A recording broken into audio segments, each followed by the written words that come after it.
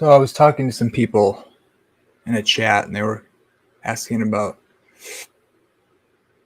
my claims about the Hebrew calendar. So I'm just going to do a quick overview. If you want charts that I have that help display this information, I have them in PDF form, and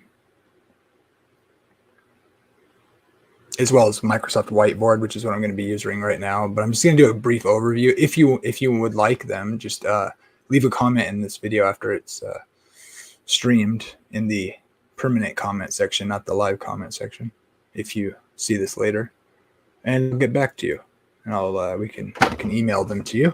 So this is the reason. Let's see. This is the main reason. I'll try to just demonstrate it fairly quickly. I have other videos that go over it more carefully, but so let's start here. My claim is that the time prophecies in Daniel, at least the ones mentioned in Daniel 7 to 12 that come back up in Revelation, are not literal, nor can be literal, unless the Bible's not accurate. This is a chart from a futurist right here.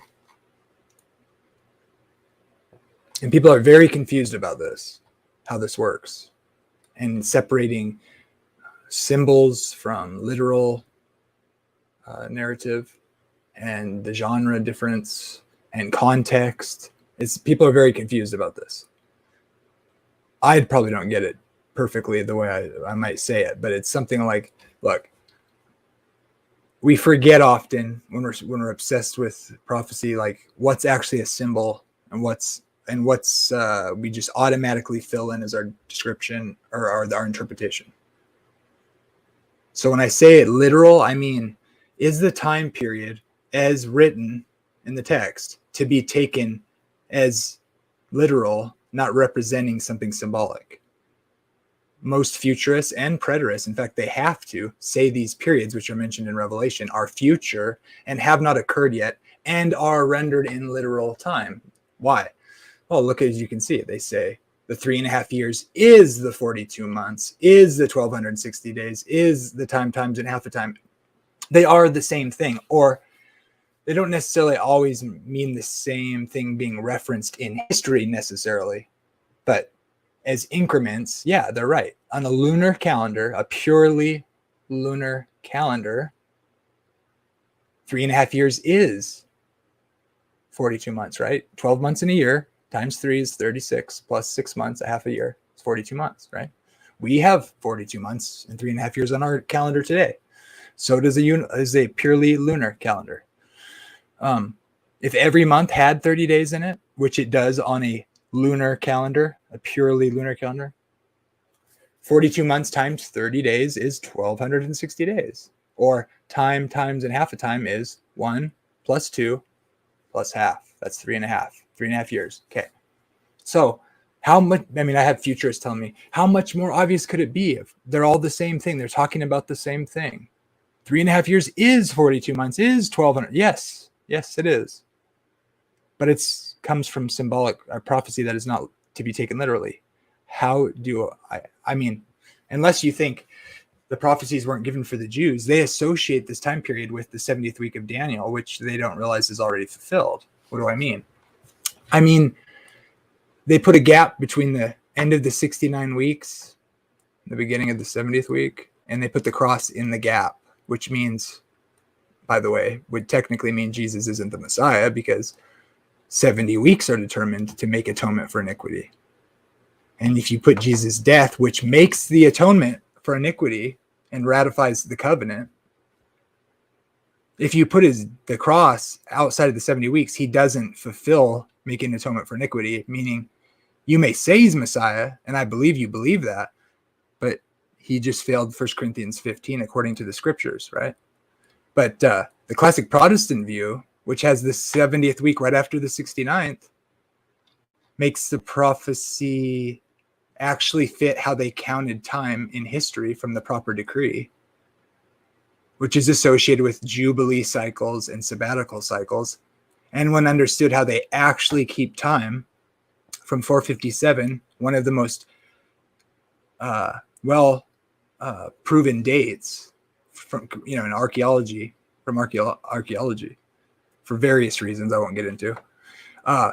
From that decree, which actually restored them to run the Torah from the temple. After that decree, they gave them the judges to go back to execute the death penalty from the temple with the judges. From that decree until Jesus' ministry is exactly 483 years. And then 3.5 years later, Jesus died, confirming the covenant by his death. Brought in the new covenant, put the sacrifice and oblation to cease, at least in the sense where the sacrifices for sins was over the day Jesus died. They might have killed animals in some building, but it wasn't what the Bible's talking about when it says you put the oblation to end. God doesn't care about, people kill animals every day. Once the Son of God has been killed, what the Bible's talking about with sacrifices, over. Or did you think Jesus isn't the Lamb of God that takes away the sins of the world? Maybe not. I think his one sacrifice for all is kind of this big deal. Okay, so that all being said, what is it? This year's a lunar year, 12 months, 30 days every month, 360 days in a year. So 3.5 years would be 1260 days. The problem is the Jews, including during the time of Daniel writing Daniel down, all the way through history, through those, the decree of Artaxerxes, through that history, which they would have been keeping with a non-lunar calendar. And the New Testament shows that they were in expectation of the Messiah, because that's what the prophecy is for, Daniel's 70 weeks. We know how they counted years. We know they had one Passover per year, not one Passover every 360 days, okay? Which all these people try to modify the time period to make it work. There's only one way it works, and it's 457, okay? And that's actually right, because it actually is the right decree, and it's actually leads up perfectly to when Jesus was baptized. And counting the time right. So anytime you see someone trying to convert to 360 days, literal days, and then times it by the years and get 177,000 days and then convert it back to years, that's total nonsense. Total nonsense, for sure. So what does that mean? It means if you're a preterist and you're trying to cram it all back in the past, can't do it. Unless you're willing to falsify the Bible, of course. It also means futurism is false. Because unless somehow God modifies the solar system so that the calendar goes back. But the problem with that is that if that half of the 70th week, if you're associating that with the 70 weeks of Daniel, we know how those 70 weeks are to be counted from the 457 decree, the way the Jews actually kept a year. They didn't keep one Passover every 360 days. They kept one Passover once per seasonal year. From month to month within the year, it was based on the lunar cycle, the sighting of the moon. But because they need the Passover and the Feast of Weeks to be in the right season, because it was associated with the crops, so it must be in the spring, they adjusted the calendar, which I'll explain now. So if they had been using a 360 days in a year calendar in that period from the decree to when Jesus showed up, they would have had one Passover, and then 360 days later, if you want to claim this is a literal calendar they're using, like as it's written in Daniel, according to a purely lunar calendar, that would be 360 days a year, which means they would have one Passover, and then 360 days later, they'd have another Passover. And then 360 days later, they'd have another Passover. If they're going to be doing the calendar as literally given in Daniel, which they don't. But if they did, it would be one Passover, one festival every 360 days, one a year, right? Well, the problem with that is it can't work according to Scripture, because a true year has 365 days in it. that's how often the lunar cycle, a year of lunar cycles, or you could say a seasonal year or an astronomical year or a true solar year, which the seasons are based on the sun, it would be off by 5.2524 days. Okay.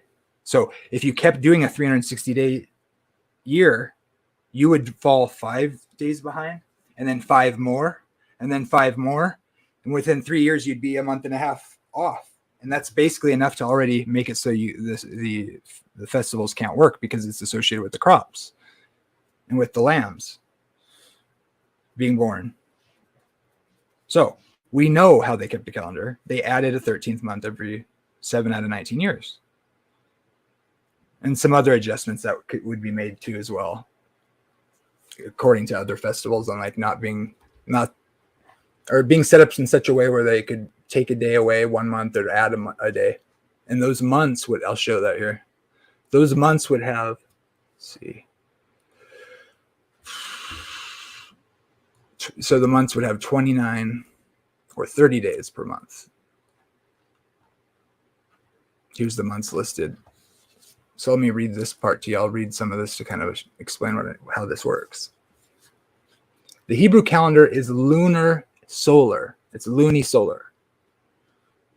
Because it's from month to month. It's based on the lunation cycles. But there's adjustments made to keep the festivals in line with the seasons based on a lunar, or based on the solar or the seasonal year. So it's both. It's lunisolar. Always was. Has to be. At least from Daniel's time on. And something major would have to happen to shorten the length of the year, which is possible, but we know that didn't happen during the period of history that the Jews were using the calendar. So we know how my claim is that this proves a day for a year has to be the interpretation, which I'll get into more after I show the calendar a little bit more here. The Hebrew calendar is lunisolar, meaning the months are based on the lunar. The months are lunar, but years are based on solar years, which makes it so much easier once you realize that to like align the biblical time periods or timeline with other historical things,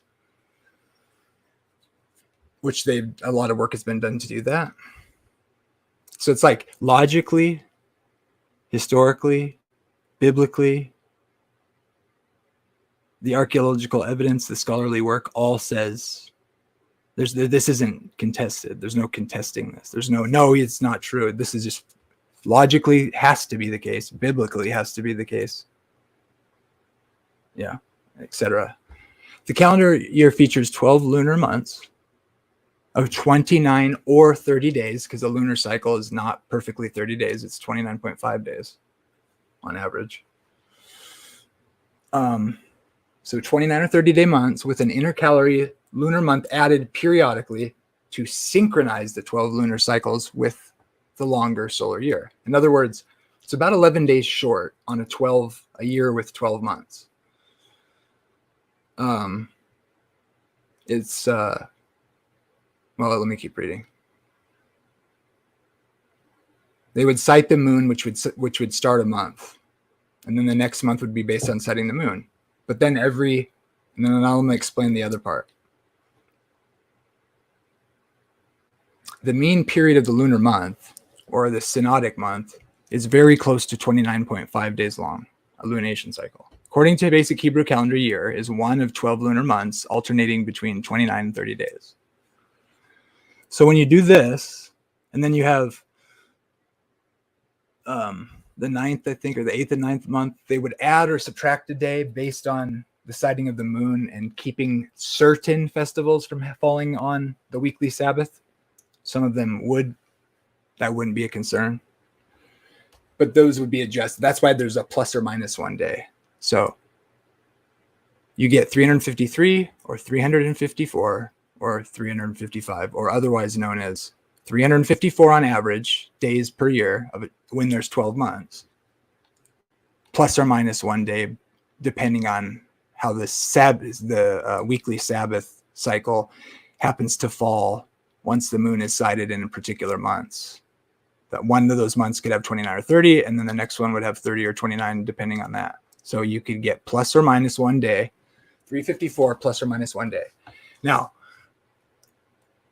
to try to make this more brief, again, a purely lunar calendar like Islam or the Muslims that would use does have that issue I mentioned where it falls out of season because they use a purely lunar calendar and they don't do adjustments for the sun.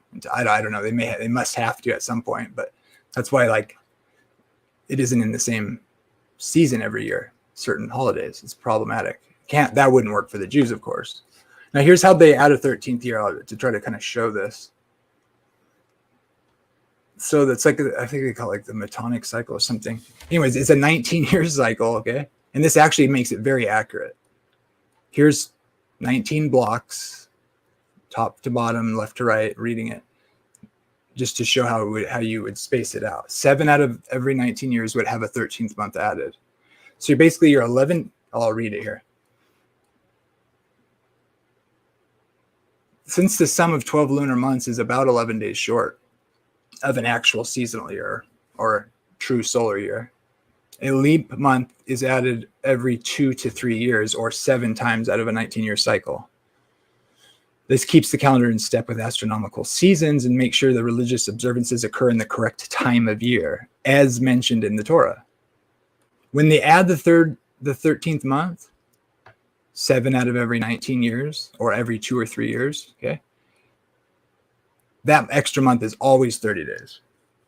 So depending on, so you're 11 days short of a true solar year in the 12-month years. The years with 12 months and then will be about 11 days short of a true solar year. And usually there's 12 years with 12 months in it in a row, and then you'll get a 13. So you'll be 11 behind and then 22 days behind, approximately. And then you get 30 days added, and that knocks you 8 days ahead. You were 22 days behind a solar year from a particular starting point, let's say. And then that puts you over because you have 384 days in the 13-month year. So it's kind of like cycling above and below, which actually keeps it, tight with say a true solar year or current calendar. So, because it's like, what would that be, like 20 days over a true solar year. So it's like 11 under, and then, 30 over, or I guess it'd be like 20 over. And then you go under the next year and then under again. And by the way, this is another, I think, main argument about the 42 months is the 3.5 years is the 306 or 1260 days. Well, that's true. They're talking about the same thing. But if you notice, wherever you start a 3.5 year period in the cycle of years, you can never get 42 months in 3.5 years, no matter when you start. You either have 43 months at minimum, because the best you can do is start on a 12, and then you're going to have a 13th month year, which is going to put you over 42. You're going to have 43. And then if you started, say, here, like this year, you'd actually have 44 months in a 3.5 year period. So you never in Jewish history is there a 3.5 year period that actually has literally 42 months in their literal history. So the 3.5 years cannot be 42 literal months. Cannot be. Because we know they didn't have that calendar. End of discussion. And I've done the math. When you look at how many days would be in it in a 3.5 year period, I couldn't make it equal 1260, no matter where I started with the different year lengths. It doesn't sum to no matter even if you let it be 353, 54, 355, and you just use any one you possibly can, and then add the 384, 385, or 383. You can't make it land on 1260. It's not possible. And Daniel would have known what kind of calendar they were using. when he wrote those time periods in? Do you think he knew they weren't using a lunar calendar? A purely lunar calendar? Seems like you would. Because we know that they didn't have one. So, in other words, if it was to be taken literally, why is it embedded in this apocalyptic literature, which is pure symbolism, which is easy to forget? Why does it use increments of time that we know they didn't use in Jewish history, literally, at least from Daniel's time forward until now, even to this day? They didn't use the lunar calendar. Did God just get this wrong?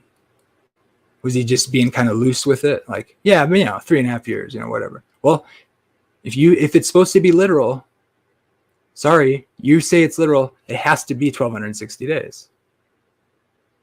Or it fails the prophecy if it's literal. It's not literal.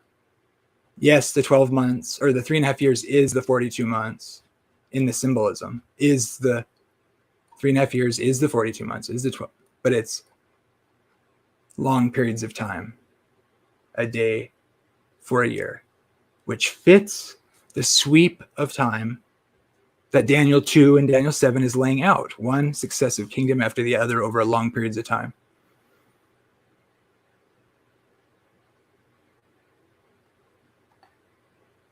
I think I'll leave it at that. If you take the Bible seriously and that the Bible's accurate, and it is, you must relinquish that belief, because we know historically the Jews didn't use that sort of calendar. So if you want any of this information in more detail or in a chart form, just let me know.